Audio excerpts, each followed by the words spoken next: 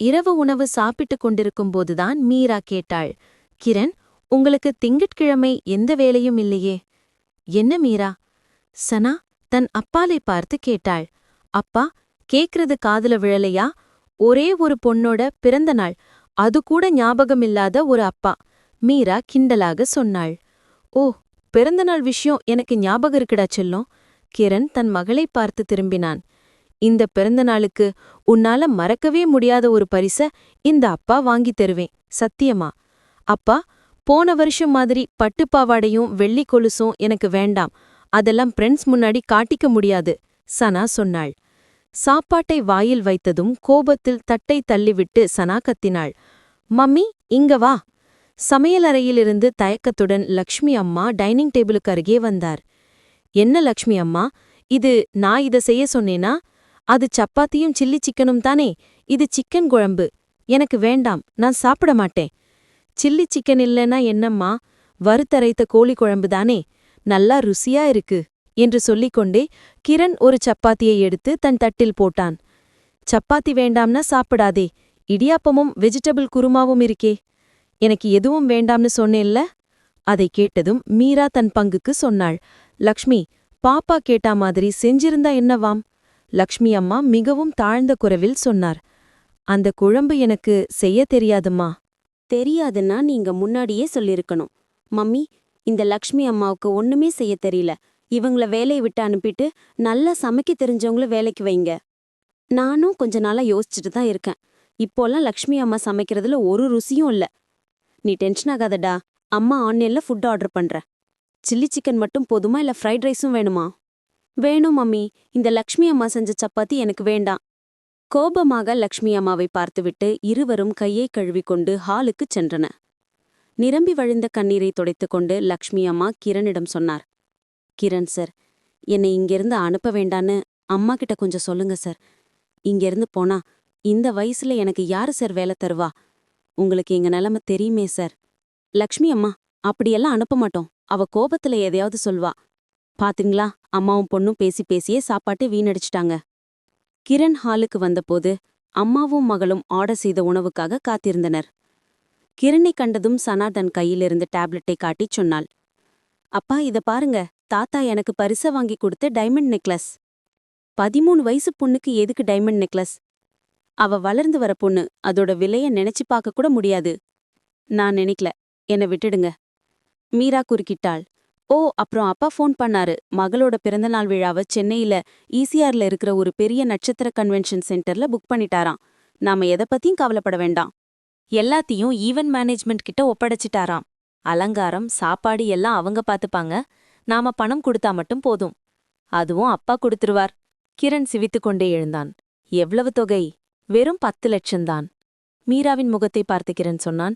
மீரா, 10 லட்சத்துல ஒரு சின்ன வீடே கட்டலாம், தெரியுமா உனக்கு? கிரண், எதுவும் சொல்லாதீங்க. என் அப்பா 40 வருஷம் துபாயில பிசினஸ் பண்ணினவர். துபாயில ஏத்திஃப்னு சொன்னா அவரை தெரியாத ஆளே கிடையாது. அவரோட ஒரே பேத்தியோட பிறந்தநாள். இப்போ காசு செலவு பண்ணலன்னா எப்ப பண்றது? அப்போது அவர்கள் ஆர்டர் செய்து உணவு வந்தது. போய் சாப்பிடுங்க. கிரண் அறைக்குச் சென்று போனை எடுத்துக்கொண்டு பால்கனிக்குச் சென்றான். பால்கனியின் குளிர்ந்த காற்று கிரணின் மனதை சுட்டது. நகரத்தின் வெளிச்சங்களுக்கு மத்தியிலும் தன் வாழ்க்கை எவ்வளவு இருட்டாக இருக்கிறது என்று அவன் நினைத்தான். மீராவுடனான திருமணம், அது ஒரு அட்ஜஸ்ட்மெண்ட். கிரணின் தங்கையின் திருமணம் தடைபடாமல் இருக்க மீராவின் அப்பாவின் வர்த்தக சாம்ராஜ்யத்திலிருந்து உதவி தேவைப்பட்டது. பதிலாக தன் மகளுக்கு ஒரு IAS மாப்பிள்ளை கிடைத்த பெருமை மீராவின் அப்பாவுக்கு தேவைப்பட்டது. கொள்கைகளை இறுக பிடித்த கிரண் அந்த வியாபாரத்திற்கு உடன்பட வேண்டியிருந்தது.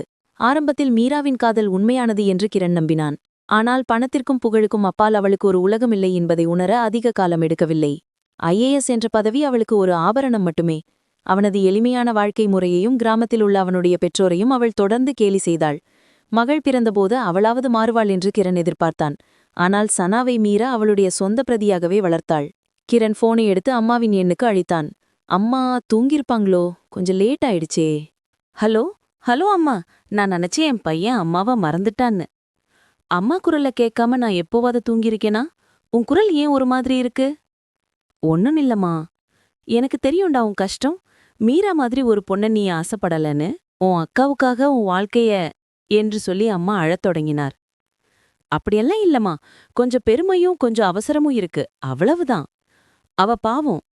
கிரண் தன்னைத்தானே சமாதானப்படுத்த முயன்றான். அப்பா சீக்கிரமாவே படுத்துட்டாரு. வேலையாட்களோட தோட்டத்துல இறங்கி வேலை செஞ்ச களைப்புல தூங்கிட்டார். தோட்டத்துக்கு போக வேண்டான்னு எவ்வளவு சொன்னாலும் கேட்க மாட்டார். வயசாக ஆக பிடிவாதம் குறையவே இல்ல. திங்கக்கிழமை சனா பாப்பாவோட பிறந்தநாள் இல்லையா? ஆமாம்மா, நீங்க இங்க வர்றீங்களா? போன வருஷம் வந்தது ஞாபகம் இருக்குல்லடா. மீராவோட அப்பாவோட பெருமை பேச்சும் மத்ததும். உங்க அப்பாவுக்கு அது பிடிக்காது. 2 பேரும் சண்டை போடுவாங்க. அதனால நாங்க வரல. முன்ன மாதிரி சமைச்சு ஊர் மக்களை கூப்பிட்டு சாப்பாடு போடவும் இந்த வயசுல எங்களால முடியாது. அதனால இங்க பக்கத்துல இருக்கிற அங்கன்வாடிலையும் ஸ்கூல்லையும் மதிய சாப்பாட்டுக்கு ஏற்பாடு பண்ணிருக்கோம். அம்மா சாப்பிட்டீங்களா? சாப்பிட்டேன்டா. மருந்தும் சாப்பிட்டேன். சரிம்மா, நான் போனை வைக்கிறேன். நீங்க தூக்கத்தை கெடுக்காம போய் படுங்க. போனை வைத்ததும் கிரண் வானத்தை பார்த்தான். தான் ஒரு தங்கக் கூண்டில் இருப்பதாக அவனுக்கு தோன்றியது. தன்னால் ஒருவேளை எதையும் மாற்ற முடியாமல் இருக்கலாம். ஆனால் சனா, தன் மகள், அவளை இந்த போலியான உலகத்திலிருந்து காப்பாற்றியே ஆக வேண்டும். அவள் உண்மையை அறிய வேண்டும். அப்போது சனா பால்கனிக்கு வந்தாள். யார்ப்பா? அம்மாவா? ஆமா, குட் நைட் சொல்ல அம்மா ரூமுக்கு போனேன். அப்போதான் அம்மா சொன்னாங்க, அப்பா இங்க உட்கார்ந்து நட்சத்திரங்களை எண்ணிக்கிட்டு இருப்பாருன்னு. அது இருக்கட்டும், அம்மா இங்க என்ன பண்றாங்க? வழக்கமான வேடிக்கை தான். ஃபேஸ் பேக் போட்டுக்கிட்டு இருக்கா. நாளைக்கு காலையில நீ என் கூட ஒரு இடத்துக்கு வர்ற. எங்கப்பா? அது சஸ்பென்ஸ். உனக்கு எப்பவும் டென்ஷன் தானே? நாளைக்கே ஞாயிற்றுக்கிழமை. டியூஷன், டான்ஸ், படிப்புன்னு ஒரே மாதிரி இல்லாம ஒரு மாற்றமா இருக்கும். அப்பா கூட வெளியில வந்து ரொம்ப நாள் ஆச்சுல்ல? நான் ரெடி. அப்போ காலையில 8 மணிக்கு. அம்மா வராங்களாப்பா? இல்ல, அவளுக்கு கிளப்ல மீட்டிங் இருக்கான். சனா சென்ற பிறகும் கிரண் அங்கேயே அமர்ந்திருந்தான். யோசனைகளிலேயே அவன் அங்கேயே உறங்கிப் போனான். ஏதோ சத்தம் கேட்டு திடுக்கிட்டு விழித்தபோதுதான் தான் பால்கனியில் இருப்பதை உணர்ந்தான். மொபைலை எடுத்து பார்த்தபோது மணி 3:30. கிரண் எழுந்து அறைக்கு சென்றான். காலையில் எழுந்து ஜாகிங் முடித்து வந்தபோது சனா தயாராக நின்றிருந்தாள். கார் ஸ்டார்ட் செய்ததிலிருந்து சனா கேட்டுக்கொண்டே இருந்தாள். எங்கப்பா போறோம்? சொல்றேன்டா. சிறிது தூரம் சென்றதும் நகரத்தின் நெரிசல் நீங்கி ஒரு சிறிய ஓட்டு வீட்டின் முன் கிரண் வண்டியை நிறுத்தினான். அப்பா, இது யார் வீடு? நீ இறங்கு. வண்டியிலிருந்து இறங்கி காரின் பின்சீட்டிலிருந்து 3-4 கவர்களை எடுத்தான். கார் சத்தம் கேட்டதும் 2 சிறு குழந்தைகள் ஓடி வந்து கிரணை கண்டதும் வீட்டுக்குள் பார்த்துச் சொன்னார்கள். அம்மா, கிரண் அங்கிள் வந்திருக்காங்க. உள்ளிருந்து ஒரு பெண்மணி வெளியே வந்தார். யாரு வந்திருக்கா? சனா பாப்பாவுக்கு எங்களை ஞாபகம் இருக்கா? அப்பா, என் பேர் இவங்களுக்கு எப்படி தெரியும்? உனக்கு லக்ஷ்மி அம்மாவை தெரியுமில்ல? லக்ஷ்மி அம்மாவோட பொண்ணு கீதா. இவங்க என் பசங்க, பாருவும் கௌரியும். கிரண் தன் கையிலிருந்த கவர்களிலிருந்து 2 எடுத்து அவர்களிடம் கொடுத்தான். எதுக்கு சார் வரப்பெல்லாம் பசங்களுக்கு ட்ரெஸ் எடுத்துட்டு வரீங்க? கிரண் ஒரு நாற்காலியில் அமர்ந்து பார்வை கூப்பிட்டு அவளுக்கு சில பென்சில்களையும் டிராயிங் புத்தகத்தையும் கொடுத்தான். அடுத்த தடவை அங்கிள் வரும்போது இந்த நோட்டு நிறைய படம் வரைஞ்சிருக்கணும், சரியா? பாரோஸ் எடுத்துக்கொண்டே தலையசைத்தாள். அதை பார்த்ததும் கௌரி கிரணிடம் வந்து சொன்னாள். எனக்கும் வேணும். நீ இன்னும் படம் வரைய ஆரம்பிக்கலையே. அதனால கௌரிக்கு ஒரு பொம்மை என்று ஒரு பொம்மையை கொடுத்தான். இந்த பட்டன் அழுத்தினா பாட்டு பாடும். இந்த பொம்மையை கொடுங்க என்று கௌரி சொல்லி அது பாடுவதை கேட்டு அதற்கு ஒரு முத்தம் கொடுத்தாள். கௌரிக்கு பிடிச்சிருக்கா? ரொம்ப பிடிச்சிருக்கா அங்கிள்.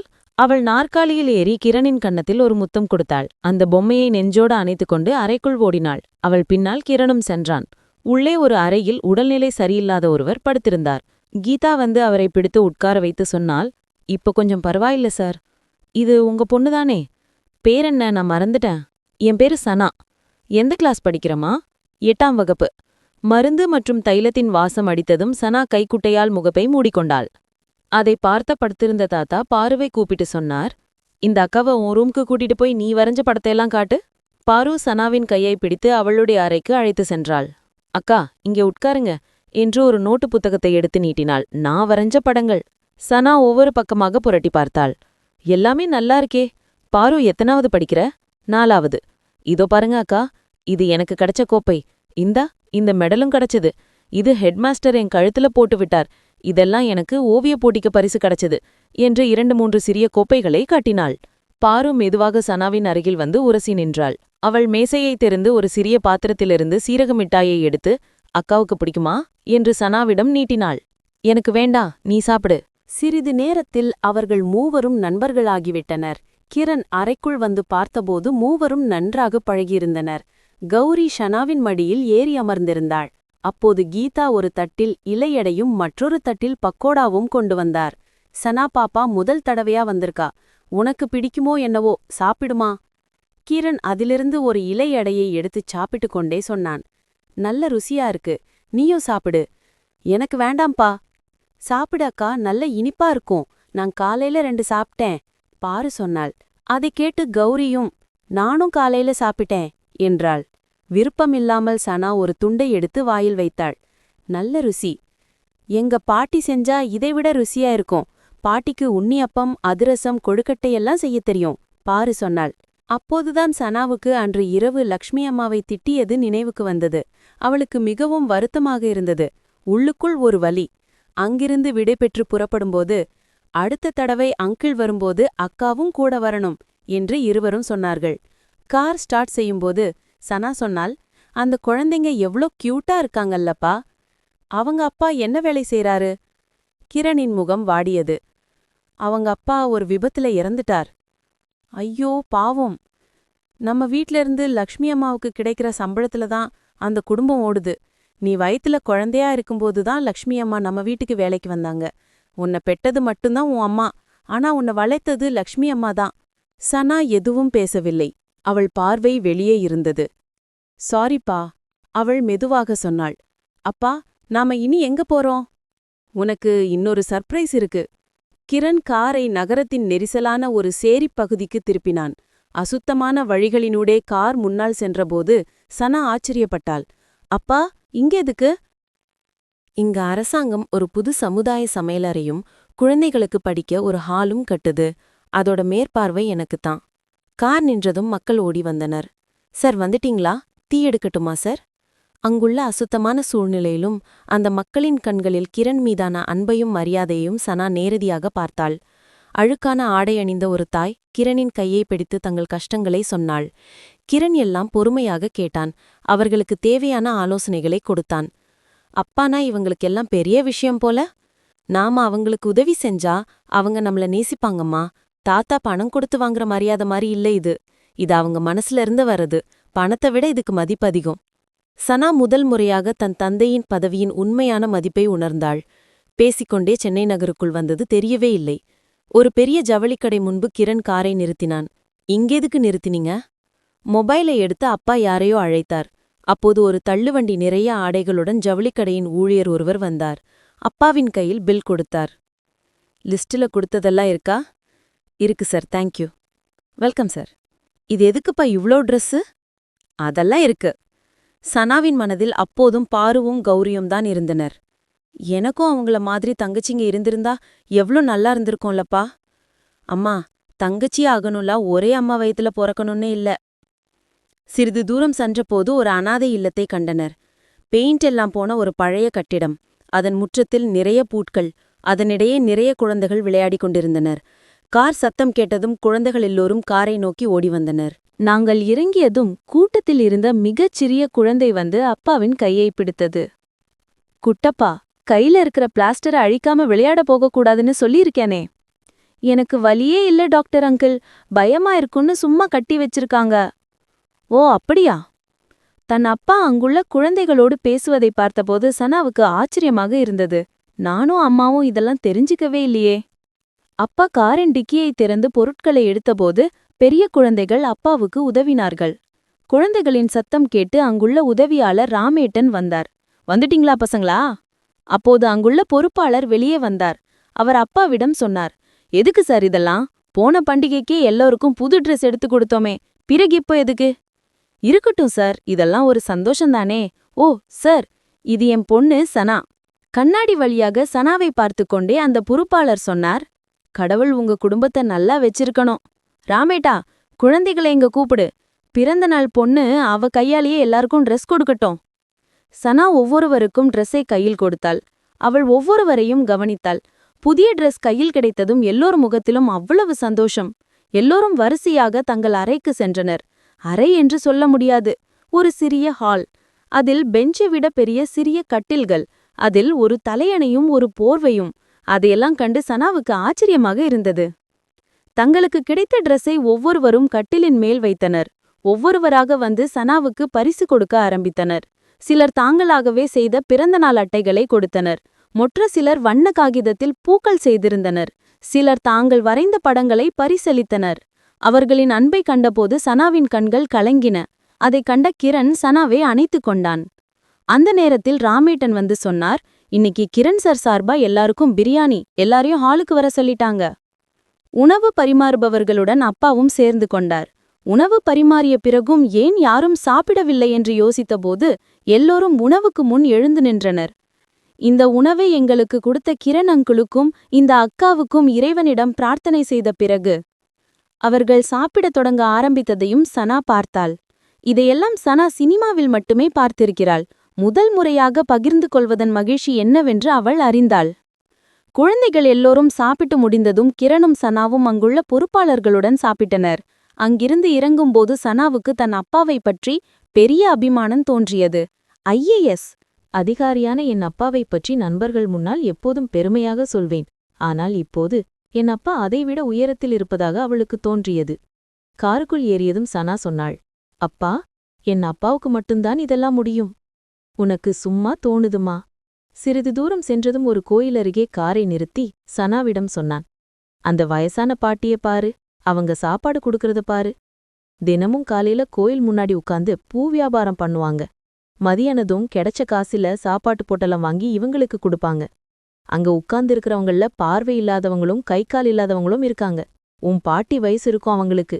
இந்த வயசான காலத்துல உழைக்கிறது அங்க இருக்கிற ஆதரவற்ற யாசகர்களுக்காகத்தான்.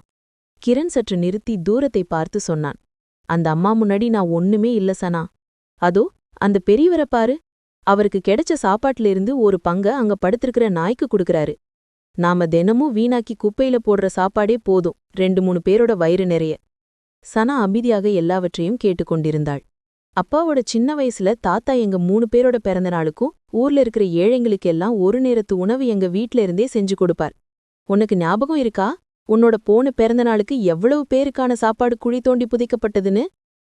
இனி எங்க போறோம்? வீட்டுக்கா? இன்னொரு இடம் இருக்கு, சரணாலயம், ஒரு முதியோர் இல்லம். அங்க பிள்ளைகளால கைவிடப்பட்ட நிறைய தாத்தா பாட்டியெல்லாம் இருக்காங்க. அப்பா, இப்ப குளிர்காலம் இல்லையா, எல்லாருக்கும் கம்பளி போர்வை வாங்கித் தரலாமா? சனாவின் அந்த யோசனை கிரணுக்கு மிகவும் பிடித்திருந்தது. நல்ல யோசனைம்மா, அது போதும். இருவரும் சேர்ந்து போர்வைகளை வாங்கி சரணாலயத்திற்கு சென்றனர். அங்க வசிப்பவர்கள் அவர்களை அன்புடன் வரவேற்றனர். அவர்களின் தனிமை நிறைந்த கண்கள் சனாவை மிகவும் வேதனைப்படுத்தியது. அங்கே ஒரு பாட்டி சனாவின் கையை பிடித்துக்கொண்டு நீண்ட நேரம் பேசிக் கொண்டிருந்தார். சனாவுக்கு தன் தாத்தாவையும் பாட்டியையும் மிகவும் மிஸ் செய்தது. அப்பா, அவள் கிரணின் கையை பிடித்தாள். அடுத்த வாரம் நாம தாத்தாவையும் பாட்டியும் பார்க்கப் போலாமா? கிரண் மகிழ்ச்சியுடன் தலையசைத்தான். வீட்டிற்கு திரும்பும் பயணத்தில் காரில் அமைதி நிலவியது. சனா வெளியே தெரியும் காட்சிகளை பார்த்து கொண்டிருந்தாள். அவள் மனதில் அவள் சந்தித்த வாழ்க்கைகள்தான் ஓடிக்கொண்டிருந்தன. திடீரென்று அவள் அப்பாவை பார்த்து கேட்டாள், அப்பா, நாம அம்மாவை மாத்த வேண்டாமா? கிரண் புன்னகைத்தான். நீ அப்பா கூட இருந்தா அவளை மெதுவா மாத்திடலாம். அவளோட அம்மாவும் அப்பாவும் சேர்ந்துதான் அவளை இப்படி ஆக்கிட்டாங்க. உன் தாத்தா எப்பவும் சொல்லுவார், ஒரு மனுஷனுக்கு சாப்பாட்டு தவிர வேற எதை கொடுத்தாலும் இன்னும் வேணும்னு கேட்பானாம். தங்கமோ பணமோ துணியோ எதுவா இருந்தாலும். ஆனா சாப்பாடு மட்டும் வயிறு நிறைஞ்சா போதும்னு சொல்லிடுவான். சனா உற்சாகத்துடன் சொன்னாள், அப்பா, நான் உன்னை சொல்லட்டுமா? சொல்லு. என் ஃப்ரெண்ட்ஸ் எல்லாரும் ரொம்ப வசதியானவங்க. அவங்க எல்லாரும் நினைச்சா ஒரு குழு ஆரம்பிக்க முடியாதா? அப்படி செஞ்சா நிறைய பேருக்கு உதவலாமே. முடியும்தா, அப்படித்தான் செய்யணும். நீங்க கொஞ்சம் குழந்தைங்க இப்படி செய்யும்போது மத்தவங்களுக்கும் அது ஒரு தூண்டுதலாக இருக்கும். திடீரென சனா சொன்னாள், நாளைய விழாவை அம்மா கிட்ட சொல்லி கேன்சல் பண்ணிடலாமா? வேண்டாம்மா, அது உன் தாத்தாவுக்கு வருத்தமா இருக்கும். அவங்க எல்லாரும் சேர்ந்து ஏற்பாடு செஞ்சது. இந்த வருஷம் அப்படி முடியட்டும். அடுத்த வருஷம் நாம பாத்துக்கலாம். திங்கட்கிழமை மாலை நட்சத்திர கன்வென்ஷன் சென்டர் விருந்தினர்களால் நிறைந்திருந்தது. ஆடம்பரத்தின் மிகுதி எங்கும் காணப்பட்டது. மீராவும் அவள் அப்பாவும் விருந்தினர்களை வரவேற்கும் பரபரப்பிலிருந்தனர். சனா தாத்தா பரிசளித்த வைர நெக்லஸை அணிந்திருந்தாள். ஆனால் அவள் மனம் அங்கே இல்லை.